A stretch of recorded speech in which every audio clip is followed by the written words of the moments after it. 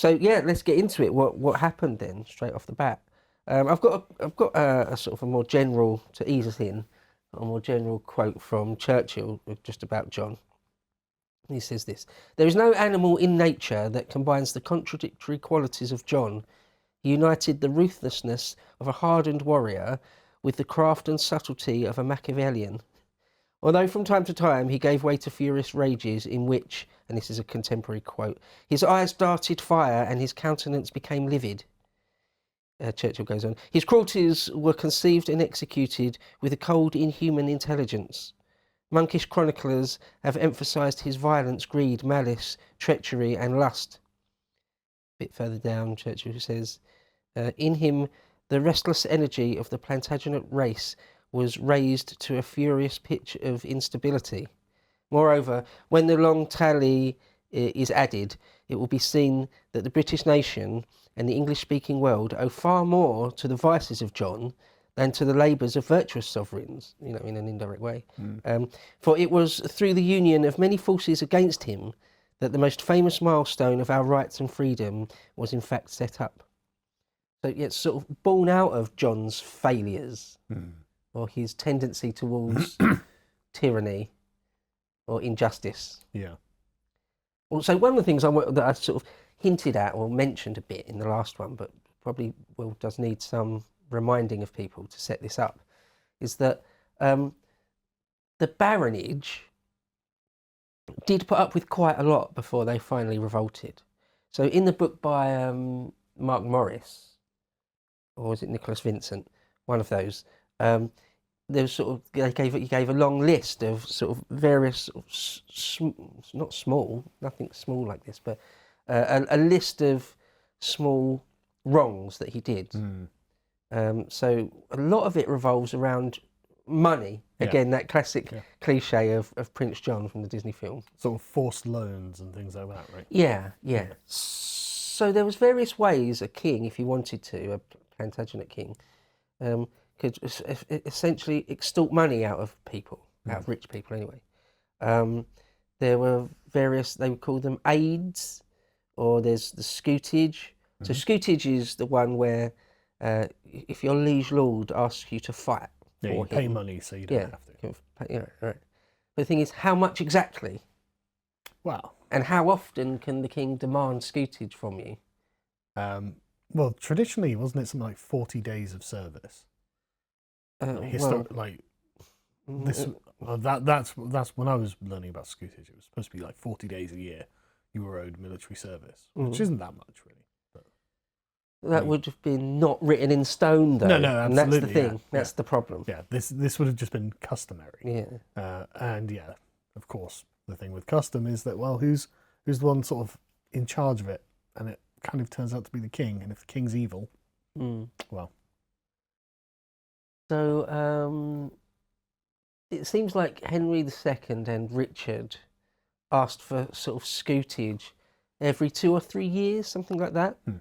And it doesn't seem to have been like massively extortionate, sort of a giant sum, to the point where a baron would be prepared to risk life and limb on rebelling against it. Whereas John, it was every year or every 18 months, and it was just massive sums. Yeah. Other sort of tithe isn't the right word, but other reliefs, sometimes they call them aids and reliefs. It's just a word for a tithe or a tax, essentially a tax, something, or just an extortion.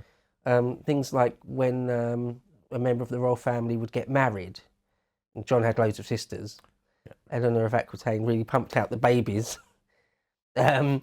When there was a royal marriage, the king could just ask his baronage and his nobles for a bit of money. A gift. Yeah. And but then you can imagine there's all sorts of ways to fiddle that. You can betroth one of your sisters to someone, take the money, and then say, "Oh no, actually the wedding's off." Things like that. And how much do you have to give him? Well, it's just at his discretion. So if he wants to just suddenly charge everyone 10 times, 20 times, 100 times what it was normal. Another thing, upon the deaths of rich landed people, all the money would sort of, normally by custom go to the heir, but there'd be a sort of a small amount that the crown could ask for, a relief of some type. And again, it's just at the king's discretion. He could really take the mickey and take loads of it, or not let the heir inherit it at all if he wanted to. Things like that. Other things, other ways John incurred the ire of his baronage would, for just one example, but this is a pretty typical thing, is that he would just sort of bully it out of them in a way. Yeah. So there's one specific example where one of his barons, it was sort of known that his wife was cheating on him, sort of fairly openly. And he would just joke and talk about it loads, John would, at court, which is really, really, obviously, really, really embarrassing. Yeah. And there's a record of him saying, if you give me a bunch of money, I won't mention it ever again. How about that? And so the baron, the lord, was like, yeah, okay, all right then. You know. Okay. Wasn't there some sort like of punishment for his wife cheating on him? Well, it was just more rumour. It was more like, yeah. Or like small things like that. And it wasn't always money. Sometimes it was like really, John seems to have been really sort of mean in the money sense of being mean as well. Where if he could extort a small amount of money out of someone, he would still do it. Yeah. Or not even money, just like a tiny bit of land or some cows or something. It's just so weird, isn't it? Yeah. Like, well, you know, some rich people are also the tightest, right? Yeah, well, they it's didn't weird, get rich by spending money, did they? Sorry? They didn't get rich by spending money, did they, Ben? Right, yeah.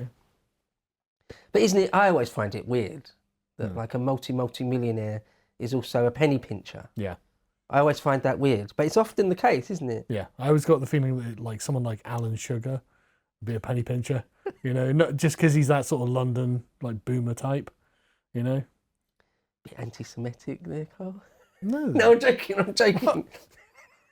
there's a kind of like London boomer who, you know what I mean. You know the sort of type I'm talking about. Like, you know, they just don't have it. I'm not giving away money. You know. I don't think it's because he's Jewish. I have known some wealthy people, and probably the majority of them are massive penny pinchers. Someone lives in a mansion, and they've got like more than one sports car, and they won't turn the heating on. To be fair, that'd be my dad if he was rich. Right. Like my dad could be a multi-millionaire, and he'd still be concerned about the amount we're spending on the heating. You're right. It's just a boomer thing, I think. I'd be the opposite. I'd just be constantly. So we've got millions. Frittering it away. Yeah, exactly. Yeah, I was just weird. Yeah. Well, no, I would too. If you've got it, spend it a bit after you've sorted out all your all the sort of the base level things, and you're not in debt and everything. But you know, if I had millions and millions of pounds of liquid wealth, I wouldn't be worrying about how long people are taking hot showers for when they visit, right? You know. Yeah. But anyway, so John seems to have been a miser like that. Yeah. And he did accrue a fantastic amount of wealth. Again, I think it was maybe Mark Morris. He said he was by far the richest monarch up to that point. I can believe it. I mean, he spends all of his day stealing his subjects' wealth. Where's it going to go? He's not spending it on military campaigns, is he? He's not Richard. He's not crusading. Yeah. Just to make the point again, like people in his court, he would just basically kind of extort money out of them in any way he could. Now, you get people's backs up, like, I mean, really, where they're prepared to revolt and stuff, if you start messing with their money, even more than if you mess with their personal life. Also, John is supposed to have, he was sort of, on some level, a sexual degenerate. We mentioned earlier that he took an extremely young wife. But also, as all the Plantagenet kings did, just slept with the wives and daughters of people at court. Yeah. So, for example, Henry I was known as a real lech. Like he had dozens of illegitimate children, Henry I. Henry II was very much a womanizer. Richard was as well. But they did it in such a way that didn't make people loathe them. So quite often Richard and Henry II would take the wives and daughters of people of the knightly class. But John was doing it to his barons. I love that. That's fine. He's just doing it to the knights. Yeah. Don't worry about it. Oh yeah. Okay. Well, it's almost like it was an honour that, it was an honour that the king might bed with someone in your family, Maybe or for that guy. even your own wife. Yeah. But when you do it to the highborn, the nobility, again, that's not okay. Especially in like the sort of the early 13th century, late 12th century, early 13th century, the king is supposed to be something like the most senior of the barons in a way. It's a funny way of putting it. He's like anointed by God and stuff. Yeah. But his baronial class, it's a bit like an officer corps or something, or a sixth form common room. Yes, he's the leader. Yes, he's sort of formally definitely above us, but also, like, don't push it too far. We are supposed to be. It's called a peerage for a reason, right? Exactly. They are peers, even though they're not equals. That's the thing. And so he definitely has obligations to these people. Yeah. And you've got like Henry VIII was obviously a famous womanizer, but he wouldn't be taking the wives of the Duke of Norfolk and things. He would find some common woman. Basically, I mean, You would just expect that would be nothing but trouble, wouldn't you? John. Yeah. And what happened then, John? It seems like he either didn't care. He was doing it for fun. Or didn't realise, or is actually malicious. I think we've got enough of the measure of the man to say that he was malicious in doing this on purpose. He's trying to humiliate them. Yes. Well, it's a slippery slope. There's only so far you can push that sort of thing. Yeah. Like I say, they put up with quite a lot over 10 years worth of this sort of thing. Another quick paragraph here from Church. We said, both John and Innocent, Pope Innocent III, persevered in their new partnership, because I mentioned right at the end of the last one that there'd been an interdict against the whole of England. Yeah, he'd been excommunicated. And then John personally had been excommunicated. And then John had blinked and given up when it looked like Philip Augustus was going to invade. He blinked. He pledged the whole of his kingdom to the papacy as their fief and received it back as a vassal of the Pope. So now he and the church are reconciled. Because Innocent was sort of happy to accept it. It's one less thorn in his side. They persevered in their new partnership. And the disaffected barons drew together under the leadership of Stephen Langton, the Archbishop of Canterbury. The Archbishop of Canterbury, John didn't want, and saw as like some sort of almost a spy in his midst, almost a papal spy in his midst, because Stephen Langton was Innocent's pick. Okay, Churchill goes on. The war with the French king was continued, and John's demands in money and service kept the barons' anger hot. In 1214, an English expedition which John led to Poitou failed. Now, this is of key importance. This is what sets up the whole sort of final chapter of John's reign and Magna Carta and everything. He tried really hard to attack Philip and failed. In northern France, the army commanded by his nephew, Otto of Saxony, the son of one of his sisters they married off to the Saxon king, and by the Earl of Salisbury, was defeated by King Philip at Bouvines. Now, this Battle of Bouvines is key. But Churchill goes on, this battle destroyed in a day the whole continental combination on which John's hopes had been based. Here again was the opportunity of the king's domestic enemies.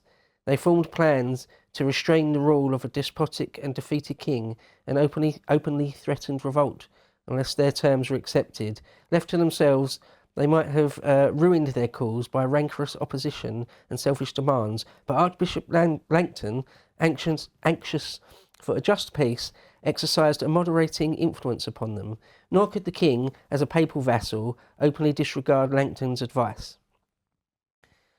So John tried really, really hard. He's got all this money, and he's got a bit of a reputation. You know, he did a bit of a miracle at Mirabeau to capture Arthur that time and save his mother. But in general, he was called, what was he called? Soft Sword. Yeah. He was known as being crap Yeah. as a military commander and not decisive. Yeah. Um, Especially when you're living in the shadow of your brother. And he's got all this money, so he decides, you know, what I really want to do is sort of, you know, smash Philip down sort of once and for all.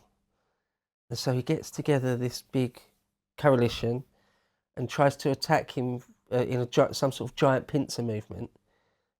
2 army groups, one coming down from the north, from like Flanders, essentially, and he will attack from Poitou, which is, you know, around in and around Anjou, in the middle of France, really, and will both converge in and around the Seine region, around the Paris region.